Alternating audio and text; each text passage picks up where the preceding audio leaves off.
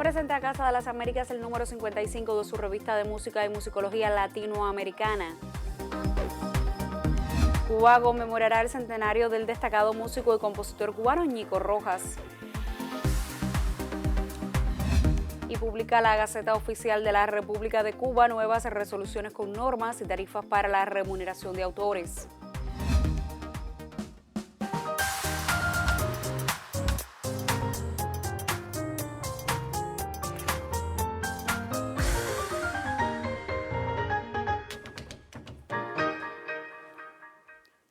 Saludos desde La Habana, es miércoles 21 de julio de 2021 y abrimos la emisión centro de la semana del noticiero cultural de la televisión cubana. Casa de las Américas promueve por estos días desde sus plataformas digitales el número 55 de su revista de música y musicología latinoamericana. Un equipo de nuestro noticiero visitó la prestigiosa institución para conocer otros detalles. Este primer número del año dedica sus páginas a estudios analíticos de conexiones musicales sur-norte del continente americano desde el siglo XIX hasta la contemporaneidad, entre otras novedades y secciones. Por una parte, en los artículos temáticos vamos a encontrar un primer texto de Danilo Orozco, ese musicólogo cubano. Hemos podido retomar desde la revista un texto muy valioso sobre las conexiones socioculturales e históricas entre Cuba y Estados Unidos. Por otra parte, Berenice Corti, la investigadora musicóloga argentina, nos presenta un trabajo sobre una figura bien significativa de la música y del jazz afroamericano. Y por otra parte, Sergio Espina nos ha entregado un excelente trabajo sobre la experiencia de aquellos que fueron los grabadores de la Víctor en esas expediciones que sucedieron en las primeras décadas del 20 y que permitieron recaudar músicas, o la experiencia de las músicas de América Latina y del Caribe. Componen a la revista de música y musicología latinoamericana ensayos temáticos en los que se aborda la repercusión en aconteceres históricos diversos de numerosas manifestaciones genérico-artísticas que se producen a través de la conexión sociocultural y musical. Vamos a tener la colaboración de 4 autores que van a mostrarnos 5 artículos que van a llevarnos desde fenómenos históricos de las músicas tradicionales hasta fenómenos muy contemporáneos, donde la música se posesiona en estas luchas y escenarios sociales. Vamos a tener una muy especial mención a nuestra querida María Teresa Linares, que para nosotros no ha partido, sigue estando con nosotros, y es un poco ver esas palabras que desde muchos lugares de América Latina y desde muchos amigos de casa llegaron para ella. La versión digital del boletín número 55 ya se encuentra disponible para su descarga en formato PDF en el sitio La Ventana de Casa de las Américas. Elin Drix, Noticiero Cultural. Cuba conmemorará el centenario del destacado músico y compositor Ñico Rojas. El Instituto Cubano de la Música, de conjunto con otras entidades, ha organizado un programa de acciones. Quien aprendió guitarra de forma autodidacta a los 18 años de edad e integró el grupo de compositores fundadores del movimiento Feeling en 1942, es la inspiración para jornadas de celebraciones. El Instituto Cubano de la Música, el Centro Nacional de Música de Concierto, junto al Museo Nacional de la Música, el Centro de Investigación y Desarrollo de la Música Cubana, la empresa de grabaciones y ediciones musicales EGREN y la Cátedra de Música Popular de la Escuela Nacional de Música organizaron, con la colaboración de la compositora Marta Valdés, un plan de acciones para festejar el centenario de Ñico Rojas. Forman parte de esta celebración importantes exponentes de nuestra música provenientes de diversas generaciones, quienes serán los protagonistas de los audiovisuales, dado que no podemos, como ustedes conocen por la situación epidemiológica, tener presentaciones en vivo, donde se interpretan las composiciones de Ñico magistralmente. Entre ellos vale destacar a Beatriz Márquez, Bárbara Yanes, Eduardo Martín, Javier Salva, Mabel González, El Guajiro Miranda, Rolando Luna, Ahmed Dickinson, Yalit González, Carlos Miguel Ledea, José Portillo, Joana Peña, el cuarteto de cuerdas Amadeo Roldán y el quinteto Santa Cecilia, y también Patricia y Elder Rojas y Patricia Barona, familiares del maestro que se han unido a toda esta celebración. Además se llevaron a cabo encargos de obras. El público podrá disfrutar de 2 conciertos a estrenarse los días 3 y 6 de agosto a las 4:30 p.m. por Canal Clave en el espacio Música de Concierto Más Cerca de Ti, y que posteriormente se retransmitirá por el mismo canal a las 8:30 de la noche. Asimismo, la musicóloga María Victoria Oliver trabaja en la edición de un dossier con obras del compositor creadas en su periodo de estancia en Matanzas. Por su parte, el SITMU presentará un dossier en su blog digital del Canto y el Tiempo. En el caso del Museo Nacional de la Música, tiene previsto poner a la venta los libros Ñico Rojas de Ivonne Peñalver y Ñico Rojas, obras para guitarra, transcripción de Martín Pedreira. Una anécdota de Ñico es una clase de vida, y eso fue lo que quise que fuera el libro, que las personas se acercaran desde la sencillez y de la humildad más absoluta a hechos muy grandes contados desde la cotidianidad. Y además está decir, señores, que eso fue una tarea titánica, porque la música de Ñico no es fácil de escribir. Es fácil de oír porque es vital, pero no es fácil de tocar en la guitarra. El camarógrafo Pablo Ayala y Claudia Lugo, Noticiero Cultural.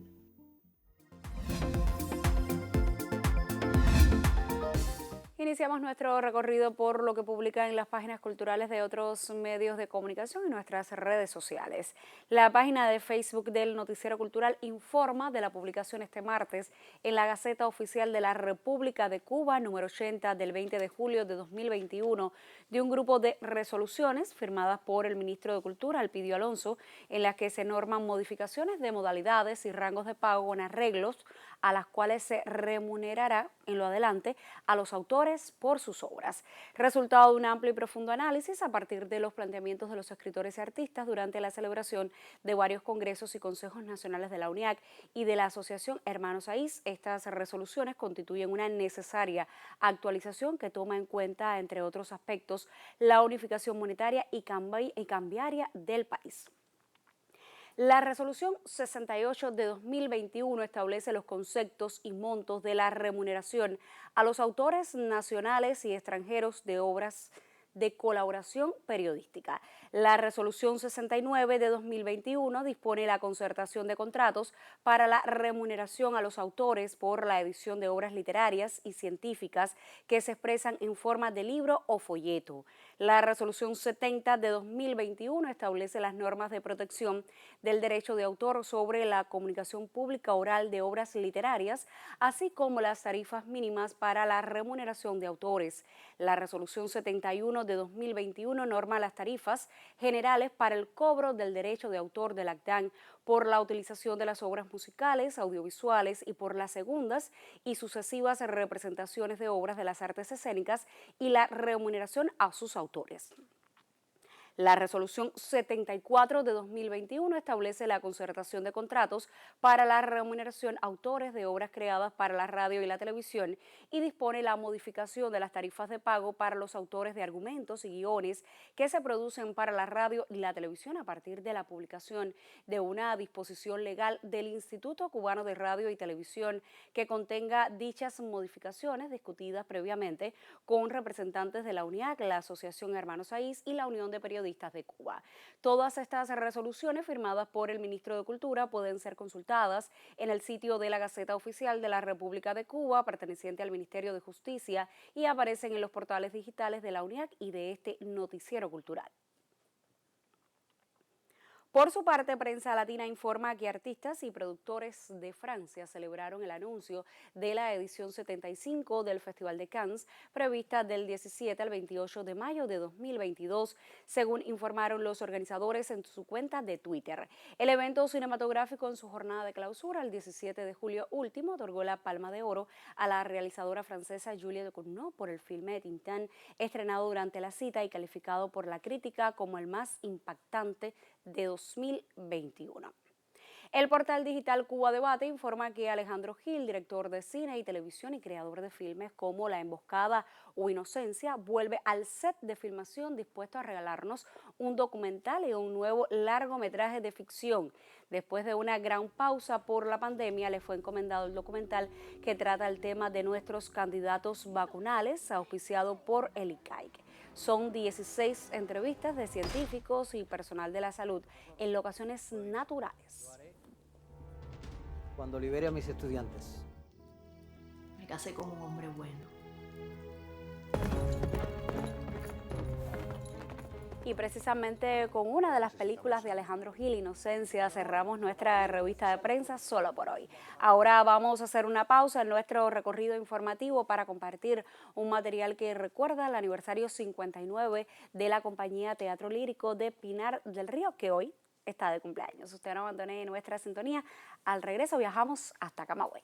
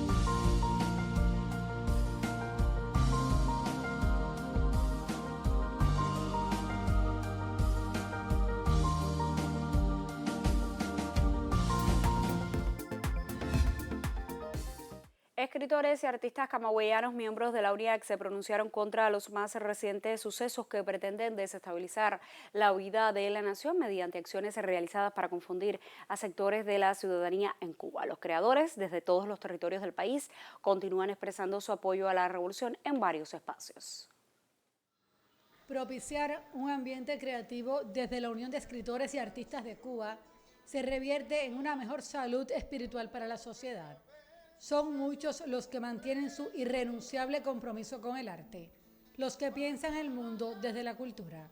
Escenario de reafirmación patriótica devino la sede del Comité Provincial de la UNIAD en Camagüey.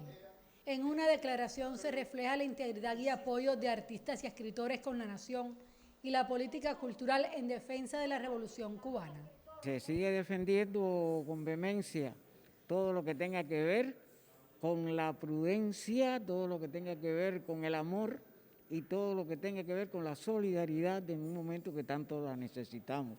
Dando nuestro apoyo incondicional y ratificando nuestra posición de revolucionario, de continuadores de la obra de Fidel y de la obra revolucionaria que hemos construido en este país con tanto sacrificio. Estamos dispuestos a ir donde sea, a defender la cultura, que es lo que nos lleva a defender el país, que es la cultura. Y todos estamos firmes en esta posición. Queremos mostrar una vez más el comprometimiento de los artistas camagüeyanos al lado de la revolución. Y cuando decimos al lado de la revolución es defendiendo los principios que nos han llevado hasta aquí, la batalla contra ese brutal bloqueo, la batalla contra todas las mentiras.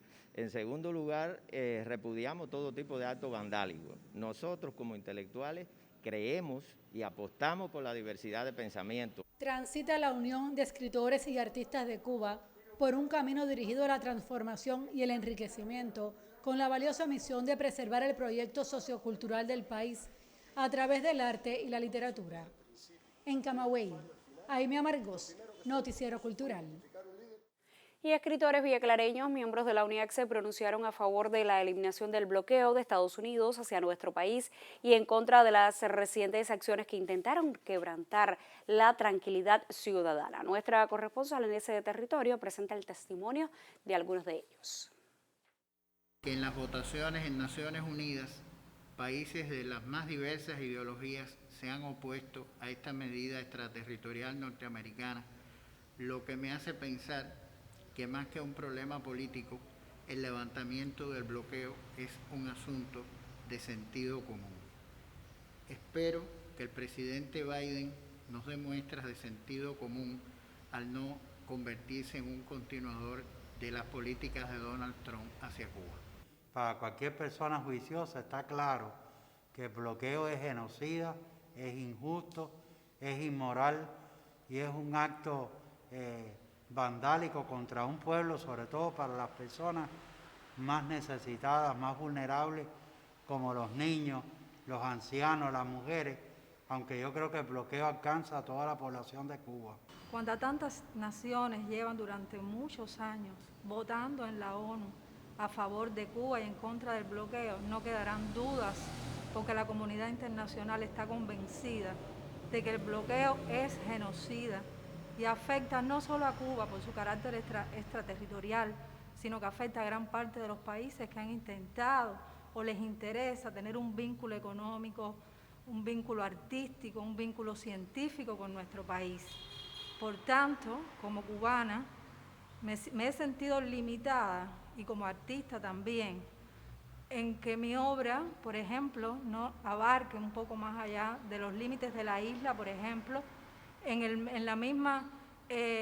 mismo pago del derecho de autor cuando hemos publicado fuera de Cuba y en otros órdenes también de la cultura, pero los escritores hemos sentido esas limitaciones producto del bloqueo que hemos sufrido durante casi toda nuestra vida, que nos ha llenado de penurias y necesidades económicas y en cuanto a la salud, sobre todo con las carencias de medicamentos y todas estas cosas que hacen que nuestra calidad de vida no sea auténtica, que estemos limitados de derechos humanos imprescindibles para cualquier ser en el planeta.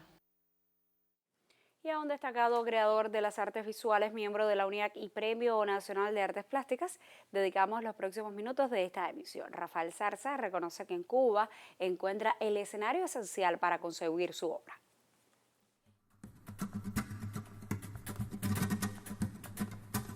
A pesar de su edad, sigue creando con esa pasión que desde sus inicios enrumbó por los caminos de las artes plásticas. Rafael Zarza se nutrió de herramientas y técnicas para emprender un largo viaje por el arte, en el que el taller de la gráfica constituyó una escuela vital. Yo descubro en este taller la litografía, que es un medio de expresión en el cual yo podía dibujar sobre la piedra litográfica como si fuera una hoja de papel. Y me permitía hacer lo siguiente, romper incluso la frontera que existía entre la pintura y el dibujo y la impresión de las piezas de las obras o de la imagen. Y esto me motivó a hacer toda una obra que he venido haciendo hasta ahora. En la pintura encontró un medio de expresión y una herramienta útil de comunicar. Tomó experiencias de sus vivencias en África y España y a través de sus obras refleja sus contextos premiados de colores rojizos. Yo he pintado muchas máscaras africanas, porque claro, estuve mucho tiempo en África, estuve prácticamente 2 años. Al estar 2 años, uno siempre toma, ¿no?, estos referentes. Mi obra está llena de máscaras, está llena también, cuando estaba en España y la cultura española también, de majas, de corridas de toros, etc. Y es un símbolo, por ejemplo, la red del toro que yo utilizo a mi manera, como digo yo. En Cuba encuentra un espacio indispensable, un lugar que lo inspira y al que vuelve una y otra vez. He pintado en España, por ejemplo, he pintado en África, pero no sé, por lo menos en el caso mío personal, tú tienes como una especie después de, como se dice cubanamente, como una especie de el gorrión, ¿no? Que te hace siempre venir a Cuba.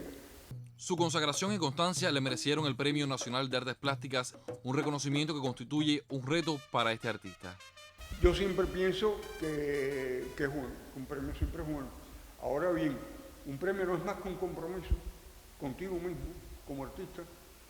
El compromiso, ¿cómo decirte?, de que tienes que seguir trabajando, de que tienes que seguir haciendo una obra mucho tan buena o tan sólida o tratar de superarla. Y esto no es fácil. Un nuevo proyecto que tendrá como escenario el Museo Nacional de Bellas Artes motiva al artista por estos días. Se va a centrar fundamentalmente en pintura y se va a exponer gráfica, grabado, es decir, litografía, piezas de los 60, 70 aproximadamente, hasta piezas más contemporáneas y sobre todo pintura, una gran parte de pintura. Colores, texturas, técnicas, máscaras y corridas de toros, elementos que identifican la obra de un autor, un artista que desde su país natal crea y defiende los valores del arte cubano. Daniel González Cabello, Noticiero Cultural.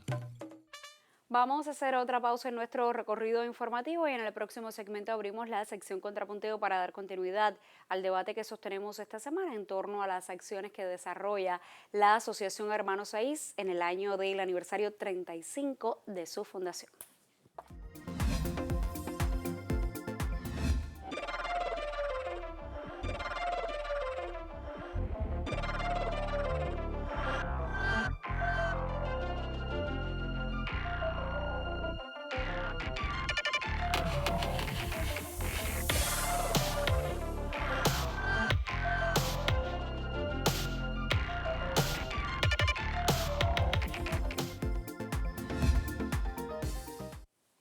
Revisamos algunos de los mensajes que hemos recibido para participar en el debate que sostenemos esta semana en nuestra sección Contrapunteo sobre las acciones que desarrolla la Asociación Hermanos Saiz en el año del aniversario 35 de su fundación.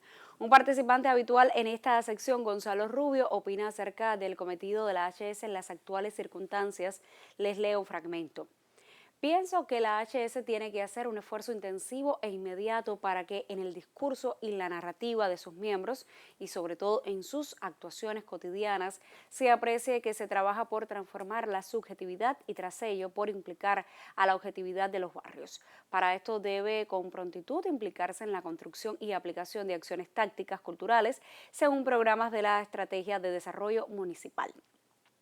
Participar en las determinaciones de las potencialidades que eleven la calidad de vida y la implicación social de los jóvenes en las transformaciones requeridas, tanto en lo subjetivo como en lo objetivo. Y algo muy importante en el actuar estratégico es evitar los excesos de paternalismo e igualitarismo.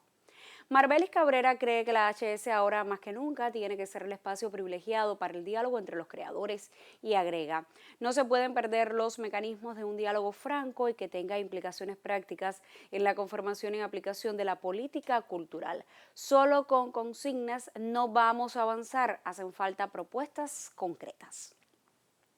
Desde Camagüey nos escribe Julio César. Él cree que la HS, como parte de la sociedad civil, tiene que ser contraparte creativa de las instituciones y conciencia crítica de esa sociedad, dice Julio César. La mejor manera de apoyar la labor cultural es promoviendo el pensamiento y el debate de las ideas, y los jóvenes artistas tienen mucho que aportar.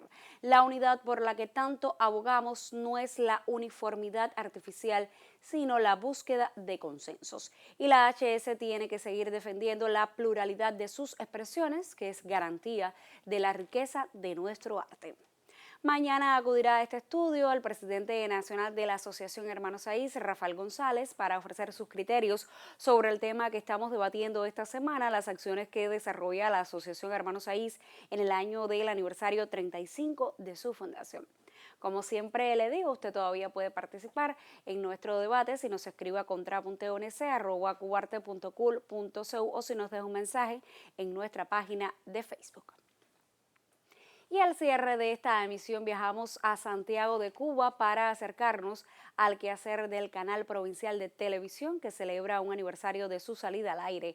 La señal de Tele Rebelde tuvo sus primeros orígenes en ese territorio y es el antecedente del actual Teleturquino. El que trabaja en el mundo de la televisión conoce la atmósfera que se genera ante un programa en vivo o cualquier espacio que se ofrezca a los públicos. Esos minutos previos a la transmisión son únicos. ¿Podría entonces imaginar que aquel 22 de julio, 53 años atrás, muchos amanecieron con la corazonada de que harían historia? Y fue así. Desde Santiago de Cuba se generó la primera señal del canal Telerebelde.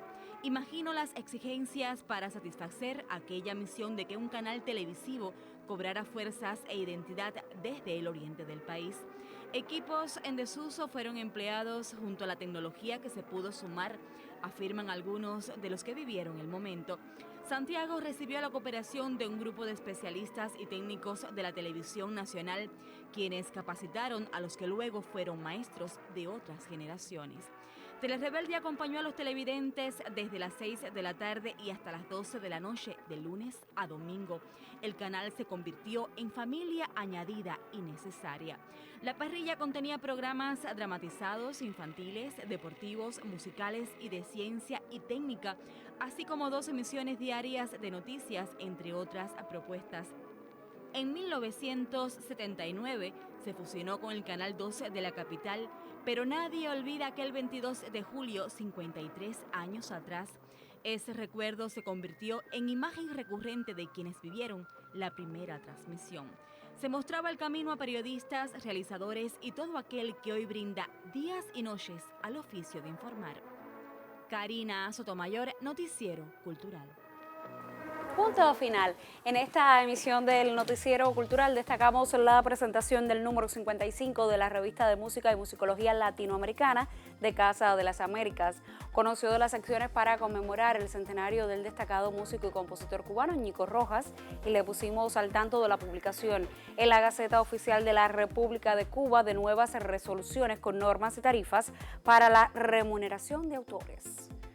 Gracias por acompañarnos en esta entrega informativa. Nosotros, por supuesto, regresaremos mañana para compartir más informaciones sobre el acontecer del arte y la literatura en Cuba y el mundo. Hasta entonces, me despido, como siempre, con un saludo desde La Habana.